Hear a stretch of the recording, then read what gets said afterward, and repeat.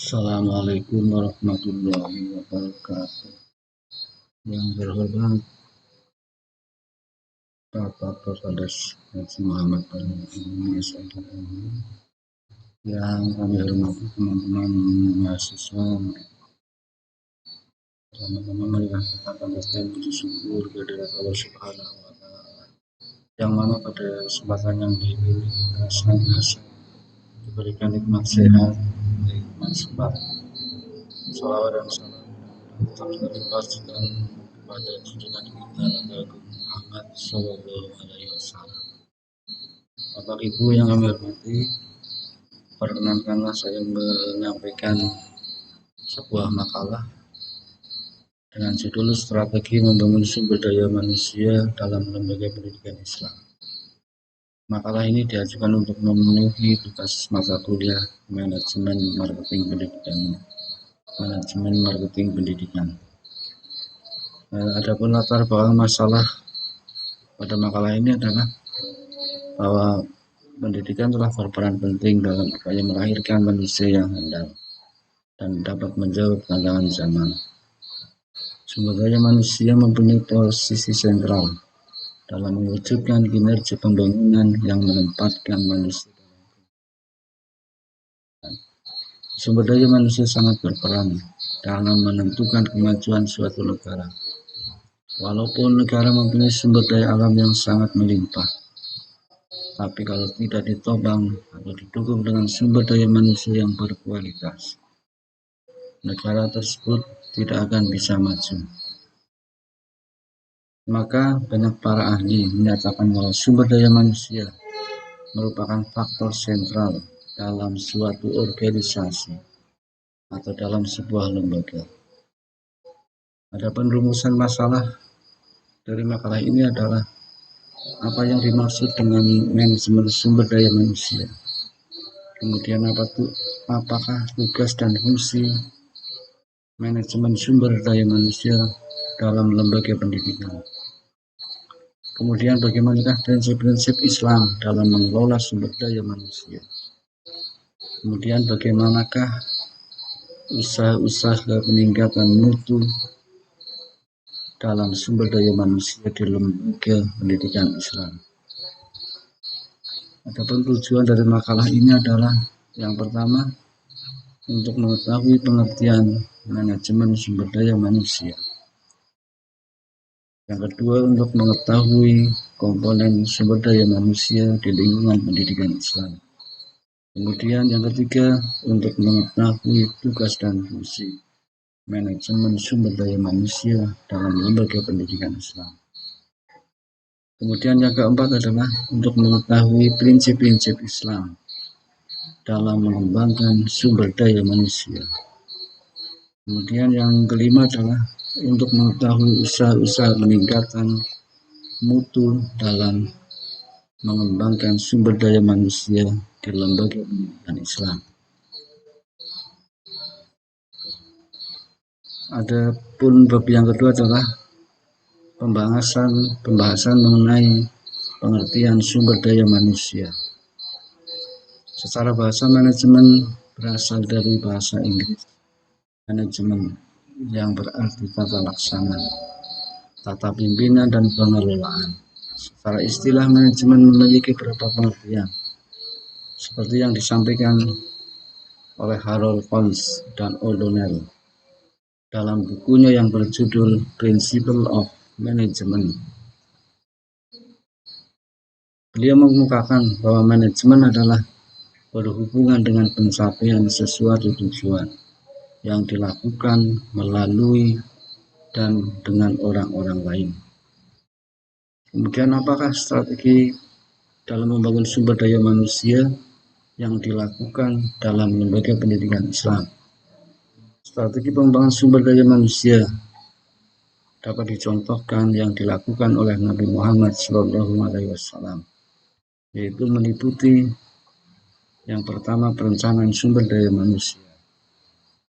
Perencanaan merupakan langkah awal dari suatu tindakan yang menentukan sebuah strategi secara efektif bisa mencapai hasil yang maksimal. Kemudian yang kedua, penyediaan sumber daya manusia.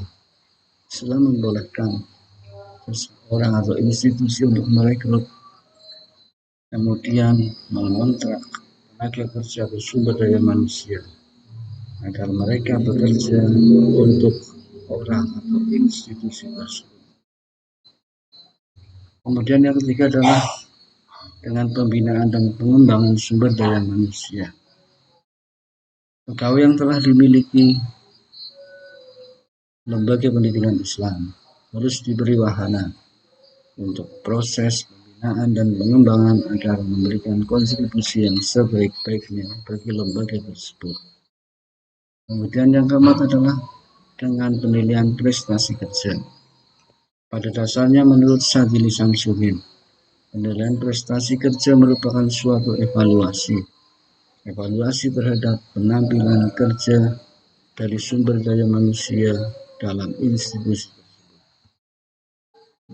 Terus kemudian yang kelima adalah pemberian kompensasi.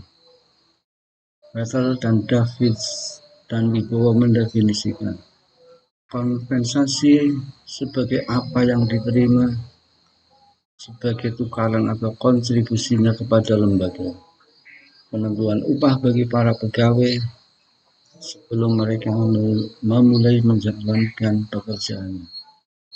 Telah dijelaskan juga dalam hadis Nabi Muhammad SAW, memberikan petunjuk bahwa dengan memberikan informasi gaji yang akan diterima, diharapkan akan memberikan dorongan semangat bagi pegawai untuk memulai pekerjaan dan memberikan rasa ketenangan. Yang kemudian yang keenam adalah pemanfaatan sumber daya manusia. Pada dasarnya langkah ini merupakan upaya untuk memelihara pegawai agar senantiasa sejalan dengan perencanaan strategis suatu lembaga. Dan yang pembahasan yang berikutnya adalah tugas dan fungsi manajemen sumber daya manusia di lembaga pendidikan. Berdasarkan Undang-Undang Nomor 20 Tahun 2003, Pasal 39 ayat 1, bahwa tenaga pendidikan bertugas melaksanakan administrasi, pengelolaan, pengembangan, pengawasan, dan pelayanan teknis.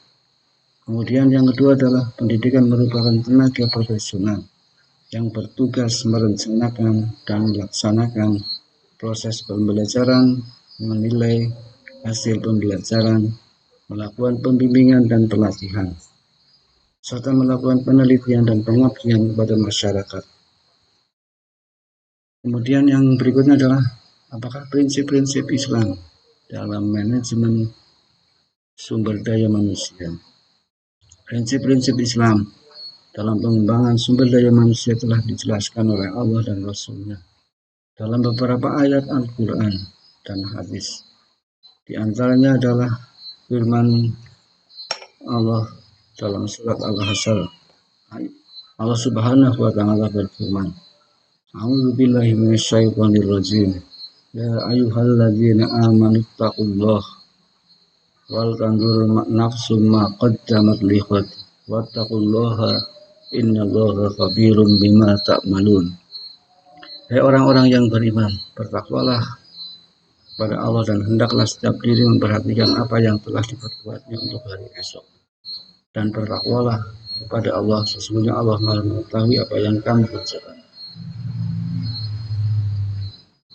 Bapak Ibu yang kami hormati, kesimpulan dari makalah ini adalah bahwa manajemen sumber daya manusia adalah proses mendagigunakan manusia sebagai tenaga kerja secara manusiawi agar potensi fisik dan psikis yang dimilikinya berfungsi maksimal bagi pencapai tujuan organisasi.